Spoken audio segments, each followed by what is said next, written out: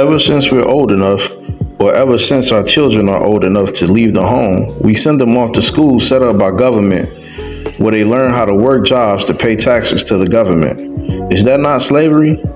And now that we've built up our own prison walls, which are cities constructed by jobs all throughout the country, and robots, which are now independent and don't need our manual labor anymore, we've become useless to the very system we've helped create to put our own selves in bondage.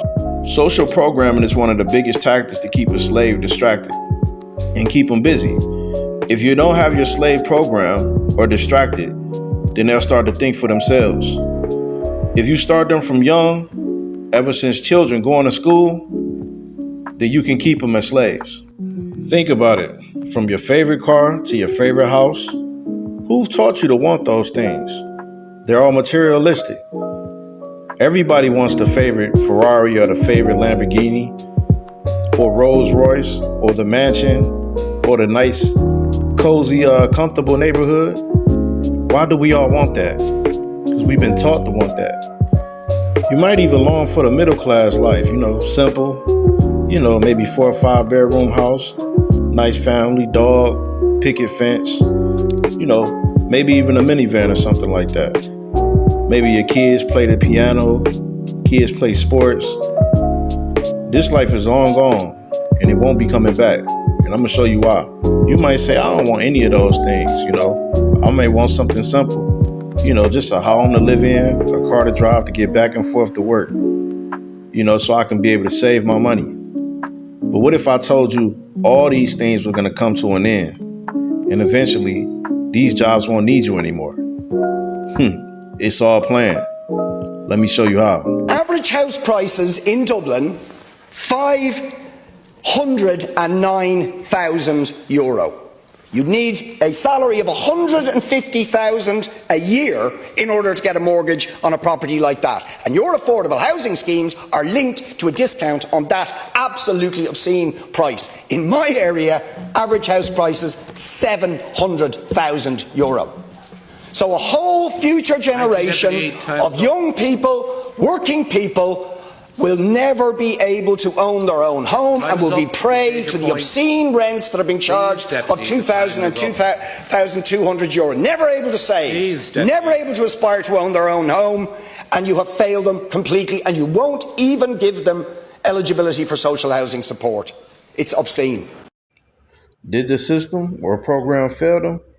Or is it working exactly how it intended to?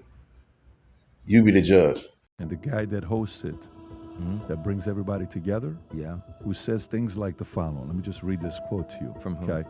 This is the sweetheart of a guy, Klaus. Oh, yeah, You'll own nothing and you'll be happy. I remember that, yeah. You think that's just normal? I thought that was an odd quote. You think that's just odd? I do. I mean, odd is an understatement. Odd. That brings all the richest people in the world. Oh my God, if I look at the people that are driving AI in the world today and what they say about the future, and so the idea that you're going to have digital sovereignty and people are going to upload into the internet. The guy that's running the whole thing, that's inviting all these guys who sell you'll own nothing and be happy. Running the whole that's thing. Normal. He's in charge of a conference. That everybody shows up. Like he's got influence over, like for example, if a guy hosted a conference that said, I want the best fighters in the world to show up to my conference, who the F are you? But this guy puts it, all the fighters show up. Why? Guy's got influence. Rent is so expensive that minimum wage workers need 3 roommates or 4 jobs to afford a 2-bedroom apartment. In fact, there's not a single state in America where a minimum wage worker that's full-time can afford a 2-bedroom apartment. So look at this for example. If you live in Alabama where the minimum wage is $7.25 an hour, you'd have to work 90 hours a week to afford a 2-bedroom. Now, you would need to work 74 hours a week to afford the average 1-bedroom apartment in Alabama at the minimum wage. So someone explain to me why we're pretending that workers are the problem when it's the corporations that are arbitrarily pushing up prices on rent, food, laying off workers, all to maximize their profits. Like, how is this system that we're currently living in sustainable? My 66-year-old father, who bought my childhood home for $60,000 in 1991, literally told me to my face that if he made $60,000 a year that he could not make it on his own. And I started laughing and I was like, Dad, your mortgage is legitimately half of just my rent. He's, yeah, but you got like groceries and other bills. And I'm like, yeah. He's like, wait till you get MSD. And I was like, you mean sewage? I pay for my sewage. He goes, oh. I'm like, what? Like, you're not living in the same reality as me. They're not. My gabbers were flaccid. I was like, how do you think I feel? How do you think I've been doing, Dad? I'm not even making $60,000 a year anymore. Like, yeah, it's hard out here, dude. Welcome. And he's about to retire, so that's the money that he's gonna make for doing nothing. I can't pay rent this month. You can't pay rent this month? No. Why? Because I don't have any money. What do you mean you don't have any money? I don't have any money. In Baltimore, there are 140,000 evictions filed each year. Now, Baltimore is a city with a population of approximately 600,000, somewhere between 600 and 650,000, right? So that means it's 1 in 4 people are getting an eviction filed against them. That's 23% of the population. Like, people, this is a problem. Like this is a major problem, and it's been going this way since the pandemic. Now, in my personal opinion, I think it's due to stagnant wages. It's really the only contributing factor that makes sense, because as a landlord, you should have the right to charge what you want to charge, for your property. That's the whole purpose of free market. So rental control doesn't make sense. I don't see how people can think they can legally implement that, but something's got to be done. Alrighty guys, welcome into my little tiny home on wheels. Starting with the bed, it's a 2-inch memory foam mattress topper with, I do have some carpeting underneath and a yoga mat. I have 2 pillows over there. So obviously, not only evictions from apartments and rental properties have went up significantly through the roof, foreclosures, people getting thrown out their homes, and they can't afford to pay property taxes or their mortgages. Seems like it was a big shift since 2020, like it was something that changed, maybe a reset.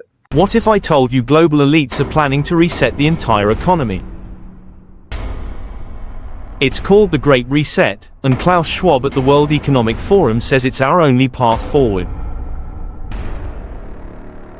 But here's the twist. Critics say it's a global conspiracy to control money, property, and even freedom. As countries push CBDCs and ESG policies, the tension grows. So is this economic progress, or the ultimate power grab hidden in plain sight? Whether there's a great reset, or is it just one big conspiracy or not, one thing's for certain. People are getting tossed out of their homes, a lot of people can't find jobs, and the economy is so expensive, most people can't make a living. Even the things that people went to school for, even the time, effort, and education and investment that people put into getting an education to build their career, getting a master's degree, bachelor's, or associates, they can't even find jobs in them. Imagine investing in thousands, time, brick by brick, parents working hard on this false reality that you will be successful one day. As long as you work hard, study hard, and you'll be successful. Well, that isn't true. Welcome back. This morning, more than 1,300 Department of Education employees are officially being laid off, cutting roughly half the entire department. It comes just weeks after the Supreme Court cleared the way for the Trump administration to carry out its plans for mass firings there. A lower court judge had previously put that plan on hold, warning that the layoffs will, quote, likely cripple the department.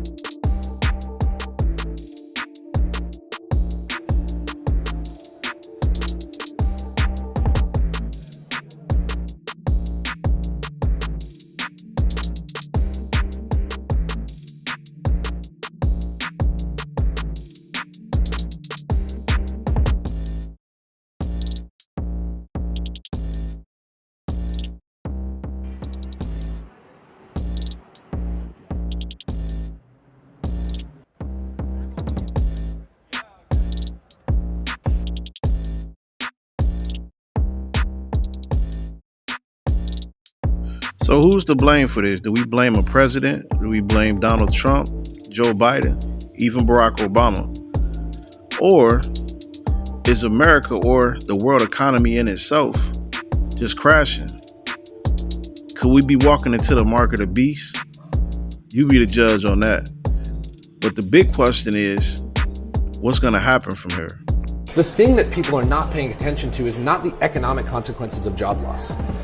Everyone is fixated on this idea of if we lose our jobs, then we won't be able to work and we won't be able to make money. What do we do next? But that's not actually what's happening. What's happening is that as we start to automate work, the cost of goods and services will massively come down, right? We will have a deflationary event. The real question is, what will we do with ourselves? What is our identity then?